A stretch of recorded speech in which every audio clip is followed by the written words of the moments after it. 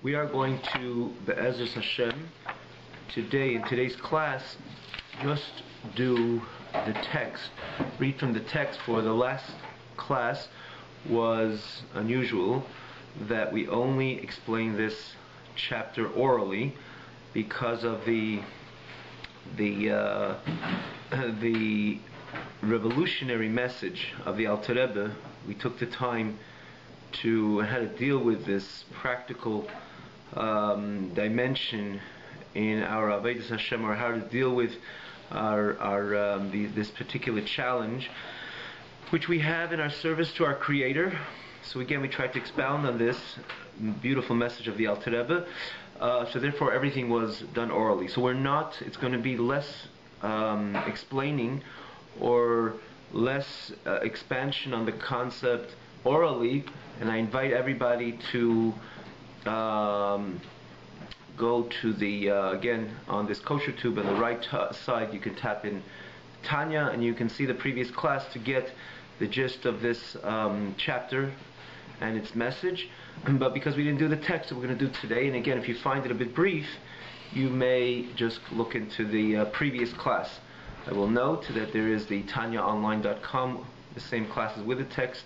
I must admit that we didn't have the ability in the last few weeks to update due to the enormous responsibilities here at our organization, at our office, so we will look forward to do so at the first opportunity. Again, the advantages that we have of the text. In the meantime, to see the last few classes, and namely this last class which deals with this chapter, I invite you to go again, just type in Tanya, and you would be able to see the previous class. So Perek Chav Zayin, the beginning of the chapter, Chav Zayin v'im ha'atzus ein midaigas avenis. If the sadness and melancholy is not from worries and preoccupations of sins of the past, which we dealt with in the previous chapter, and in this context of this class it was 2 weeks ago, to the class one before, the two before this class. Not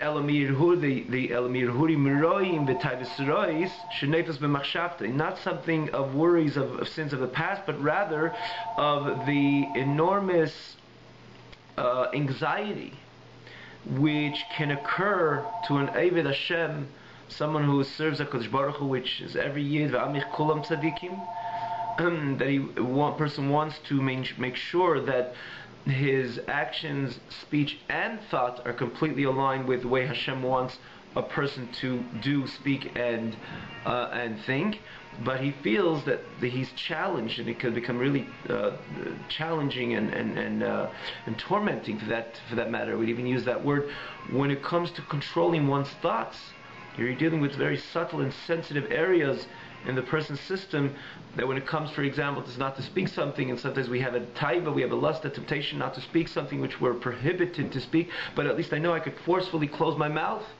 It's a juicy piece of Lashon Hara that I'm so tempted to say in front of these people, which would all laugh out together, or as an example. So there is a temptation coming from the Yetzer Hara, from the Nefesh HaMavis, but I can at least close my mouth forcefully. When it comes to thought, thought, you can't just switch off thought. Thought is meshetetes tamid, is the expression. It constantly flows, and how can I keep my mind and my thoughts completely pure and clean, the way Hashem wants the person's machshavas to be? And it's again, as we mentioned in the past a few times, and the last week again, we emphasize this pasuk. The Torah says, it's not just a suggestible idea that our thoughts should also be aligned with the Ratzon Hashem, what Hashem wants the Yid to think, or Chas v'Shalom to stay away from thoughts which he is prohibited to entertain his mind with. It's a mitzvah in the Torah. And a kosher Yid wants to make sure, like everything else, if he has a kosher lulav and esrog, and he puts on tefillin, he doesn't work on Shabbos, he wants to make sure that this, in other words, he knows the same God which told us that we have to fast Yom Kippur and not work on Shabbos, told us that we have to make sure that we do not think this which we're prohibited to think about. And because it's such a sensitive battle, one could fall into, again, atzvos, a state of melancholy, of this challenge, of this enormous challenge when it comes to maintaining a pure thought. And again, back to again, we decide we're not going to go on and elaborate over here what perspective Alter Rebbe is saying this, but I have to just throw this in again once again, because Alter Rebbe is telling us that a person has to serve based on what he says in this 26th chapter, that it's so crucial and essential in order for the person to triumph over these Yetzer Hara, over his animal soul, over his Yetzer Hara. He must stand in this battle with with joy and gladness of heart, an uplifted spirit. And again, it's not just a suggestion, but this is it's crucial, and it's and it's necessary, and it's essential that a person stands with an uplifted, positive spirit in order for him to literally win these wars and these challenges and overcome these obstacles. So when it comes to Hirhurim, he feels the challenge is so great and so tantalizing, and from this itself he could fall into a state of atzrus, a state of melancholy, which this in itself is a cause for him to lose the next upcoming battle. When we see our next upcoming battle, as we all know it, it's not in a week, a day, an hour, a minute. It could be in the next few seconds or next few milliseconds. So what does he do about it? So Alter Rebbe says, let's put it in perspective. Again, we elaborated on this last week. Again, invite you to go to to get clarity, in order to get clarity in the message over here to the last week's class, because we're going to try to stick to the text this week. So we go on in the text. So Alter Rebbe says, look, it goes like this: if these thoughts fall into your mind, which you have to battle against, but these inappropriate thoughts would fall into your mind not when you're davening and learning Torah. For we're going to notice that Alter Rebbe is going to separately explain us or suggest us in this beautiful manual what to do when these thoughts fall into our minds, into our minds as we daven and we learn Torah, this is in the 28th chapter, the next chapter. So Alter Rebbe says, in this chapter we're going to deal with that these thoughts fall into one's mind not when he's serving HaKadosh Baruch Hu, ela be'eis oske basakav, when he's involved in worldly affairs, v'derech eretz, anything out of the borders of learning Torah and doing mitzvahs. So when he's involved naturally in a kosher way, he's out in his business, or he's out driving, whatever any other occupation, or at least something which is on the surface not perfectly aligned with learning and davening, or not directly associated with learning Torah and davening. This is when a person is out there, is engaged in his engagement in worldly affairs, naturally based on Shulchan Aruch, or Kahai Gavni, anything simple. And in those times, in those opportune periods, these thoughts enter into his mind. Sometimes it just comes into his mind based on, again, the way Hashem, the way there is the Yetzer Hara comes in so innately when it comes to these, when he presents these thoughts. Again, this is part of the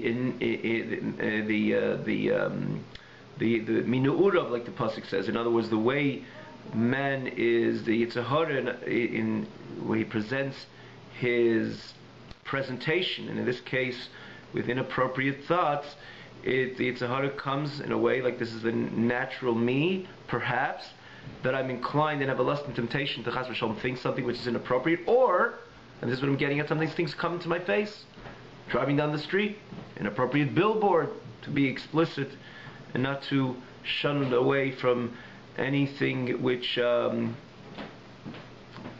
is not, we don't have to hide, we don't have to avoid dealing with realities head on. And that's why we're comfortable saying clear explanation, clear illustrations. Billboard which is inappropriate to look at, which the message enters into my mind, and it can trigger my thoughts to think this which Torah prohibits me to think about. And again, these are thoughts which one is not allowed to entertain his mind with. What is he supposed to do?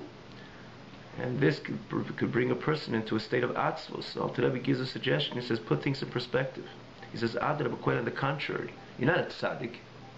You have this animal soul. And this animal soul, because you're not the tzaddik, you have not transformed this animal soul to be completely, like it says in the pasuk, we have to try to establish this within our, we ought to try that our Yetzer Hara should be also aligned with the Avas Hashem, with love to HaKadosh Baruch Hu. This is our strive, this is our aspiration, but this is classically the tzaddik, which, as it says by Avraham Avinu, Matzasus Levavinam Lefanecha, he transformed his entire Yetzer Hara to be like a Yetzer Tov, like it says Lashon and Zeir, Kima Yetzer Tov Mamash, to be Mamash like a Yetzer Tov. But in this case, you're not that tzaddik which has transformed the Yetzer Hara to be like the Yetzer Tov. You have a Yetzer Hara because you're the Beinani. And therefore, put things in perspective. Don't allow yourself to fall prey to not only to these thoughts or to this sadness, to this melancholy state, and saying, how is it that these thoughts came to my mind? Quite on the contrary, put it in perspective that you're a Beinani, and you're a Beinani meaning to say that even though you're one who never violates Hashem's Ratzei, and more so you're always aligned, and again in the negative, in the Sur Meirah, in the 365 Mitzvahs Leisese, and also in the positive, you're 100% aligned with Hashem's Ratzei and Hashem's desire in action, speech, and in thought. But yet, in the same token, you still have a Yetzer Hara, which is constantly challenging you. So when you put things in that perspective, yes, you do have a Yetzer Hara, and these thoughts, things come to mind. So instead of being sad with this whole experience, quite on the contrary, Adrabah, be happy and be elated, because Yeshli Lismeich Bechelka, you could rejoice with your lot, that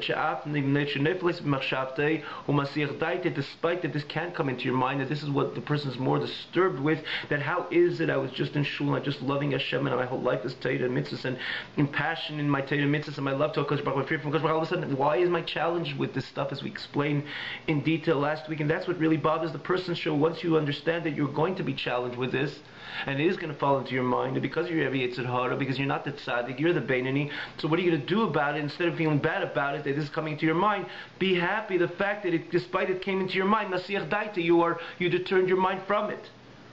And every time you deter your mind from it, instead of being sad about it, you should know you're Mekayim a mitzvah.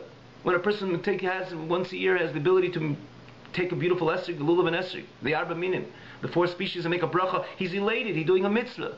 He puts on tefillin, he's doing a mitzvah. He's keeping Shabbos, he's doing a mitzvah.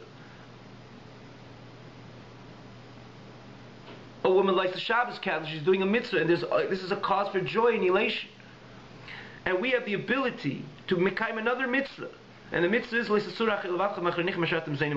not deviate, do not turn your hearts, or go after your hearts, rather. Do not go after your hearts, after your eyes. The Torah says that you're inclined to look after. And actually, you see the word Zaini Macharim, because the Torah is alluding to these inappropriate thoughts which come into a person's mind.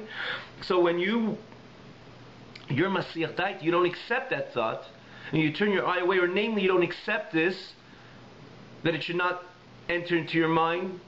You make sure that willingly you will not think about this which is prohibited to think. So you're mekayim a mitzvah. So it's another chance to do a mitzvah. It's like you're taking a little vanessig every single second. Or how frequent these challenges come, and they do come very frequent, as we all know. But instead of feeling bad that it's coming, no, put things in perspective. You're a Beinani, you have the Yetzer Hara, and therefore it's a chance for you to become another mitzvah, and another mitzvah, and another mitzvah, another mitzvah. And someone has all these chances to do mitzvahs, it is a cause for him to be sameach, to be rejoiceful, to be joyful, not chas v'shalom the opposite. How is it that how is it you're a Beinani, you're not a tzaddik? And therefore, when you put it in that perspective, you have the knowledge, you can make so many mitzvahs, it's a reason to be joyous, not chas v'shalom the other way around. As it says, the Lashon of the Gemara, Yasha, you're going to just quote this, it's a few lines down, that the Gemara says that someone sits and doesn't do Aveda, there's reward as well for you, as if you did a mitzvah. So besides the joy that you're doing a mitzvah, every moment that you don't accept this entertaining thought, this which again Teda says you're not allowed to entertain your mind with, you're doing a mitzvah, and therefore there's great reward for you.